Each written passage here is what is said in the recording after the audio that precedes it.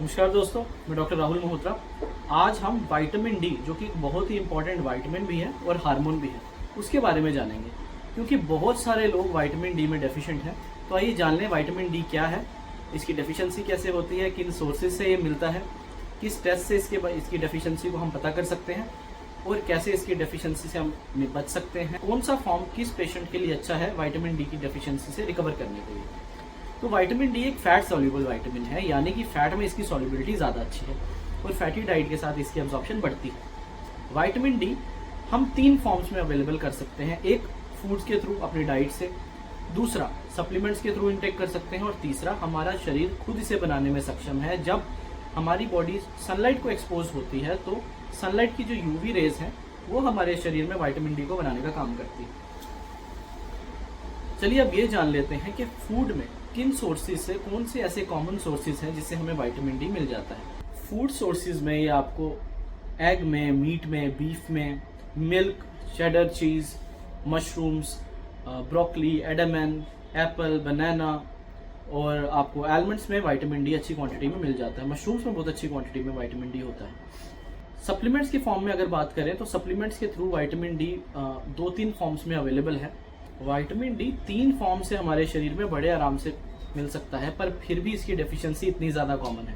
अब इसका कारण या तो पुअर एब्जॉर्प्शन हो सकता है या फिर इनएडिक्वेट एक्सपोजर टू सनलाइट भी हो सकता है, या फिर कुछ ऐसे डिजीज भी हैं जिसमें विटामिन डी डेफिशिएंट हो जाता है। तो आइए अब ये जानते हैं कि विटामिन डी की डेफिशिएंसी का पता कैसे लगाया जाए। विटामिन डी का कॉमन नाम है कैल्सीफेरॉल और इसका टेस्ट करने के लिए हम एक ब्लड टेस्ट एनालिसिस को यूज़ करते हैं जिसमें 25 हाइड्रोक्सी विटामिन डी को चेक किया जाता है, जिसके 3 लेवल्स दिखाए जाते हैं। अगर वो लेवल आपका 12 नैनोग्राम पर ml से कम है तो इसे हम डेफिशिएंट कहेंगे, यानी कि शरीर में जो विटामिन डी की मात्रा है वो इस लायक नहीं कि शरीर में जो भी विटामिन डी के इंपॉर्टेंट फंक्शंस हैं, जैसे कि इम्यूनिटी को मेंटेन करना, आपकी ब्रेन हेल्थ को, हार्ट हेल्थ को, बोन हेल्थ के लिए विटामिन डी बहुत ज़रूरी है, सेक्सुअल हेल्थ के लिए, हार्ट हेल्थ के लिए, मसल हेल्थ के लिए, इन सभी कामों को करने में विटामिन डी की जो मात्रा है पर्याप्त नहीं कि इन कामों को सही ढंग से किया जा सके।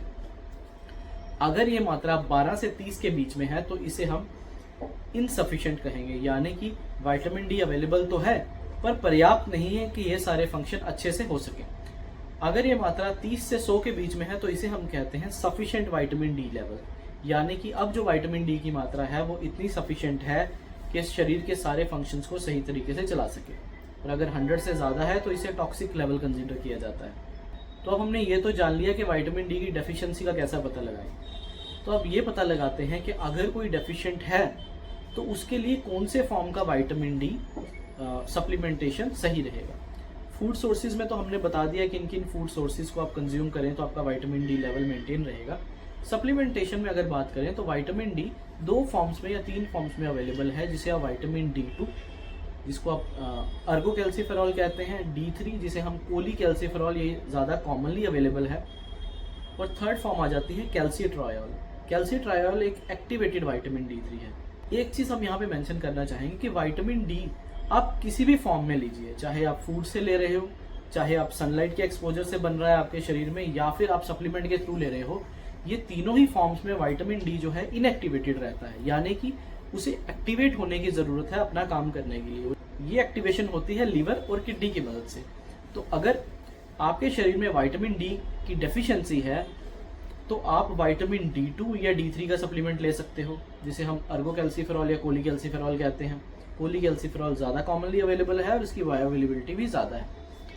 ये वही कोलीकैल्सीफेरॉल है जिसे आप हफ्ते का एक बार 60,000 इंटरनेशनल यूनिट्स कंज्यूम करते हैं। पर अगर किसी को किडनी की तकलीफ है, वो क्रॉनिक किडनी डिजीज या किडनी की किसी प्रॉब्लम से जूझ रहा है, तो उसके शरीर में किडनी अच्छे से काम नहीं कर रही, तो जो विटामिन डी का एक्टिवेशन का स्टेप है वो उसके शरीर में सही से नहीं हो पाएगा और उसके शरीर में विटामिन डी हमेशा लो रहेगा। इसलिए ऐसे केसेस के लिए आप D3 यानी कि कोलीकैल्सीफेरॉल या D2 अर्गोकैल्सीफेरॉल यूज नहीं करेंगे।